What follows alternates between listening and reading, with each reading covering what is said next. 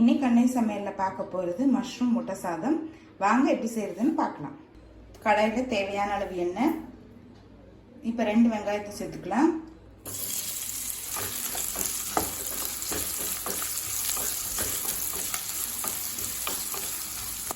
ஒரு பச்சை மிளகாய், 1 டீஸ்பூன் இஞ்சி பூண்டு விழுது,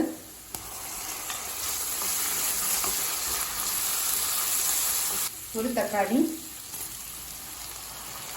தேவையான அளவு உப்பு,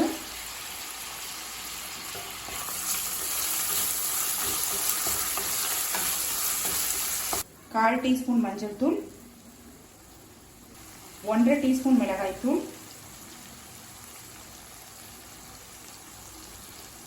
1 டீஸ்பூன் தனியா தூள், 1 டீஸ்பூன் கரம் மசாலா.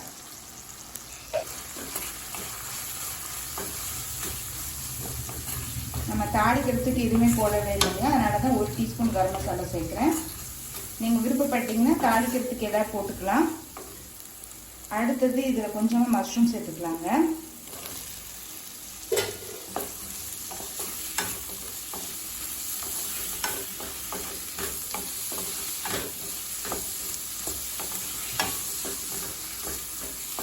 நல்லா ஒரு 2 நிமிஷம் வரைக்கும் நல்லா வதக்கிக்கோங்க.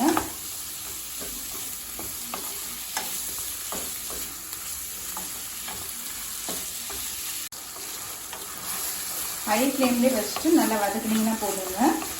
மஷ்ரூம் நல்லா வெந்துடும். பாருங்க, மஷ்ரூம் நல்லா சின்னதாகிடுச்சு. இந்த அளவுக்கு வதக்கினா போதும். இப்போ அடுத்தது இதில் 3 முட்டையை சேர்த்துக்கலாம்.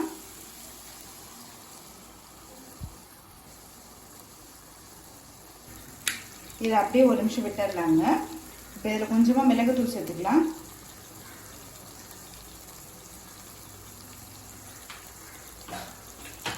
அரை டீஸ்பூன் சீரகத்தூள். இப்போ இதை மெதுவாக கிளறிக்கலாம்.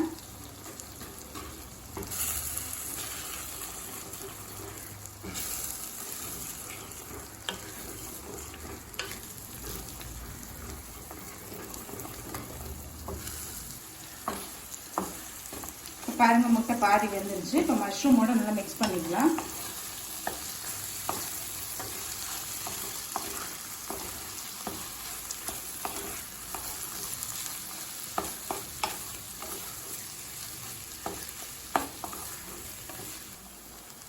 இப்போ அடுத்தது நம்ம இதில் சாதத்தை சேர்த்துக்கலாங்க.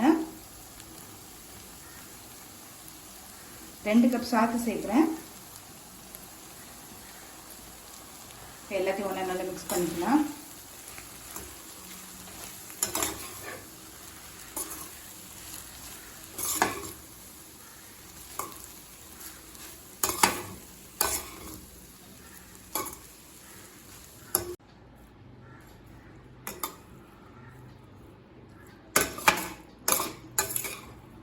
இப்போ எல்லாத்தையும் நல்லா மிக்ஸ் பண்ணியாச்சுங்க. இப்போ மஷ்ரூம் முட்டை சாதம் ரெடி ஆயிடுச்சு. நம்ம சர்வ் பண்ணிடலாம்.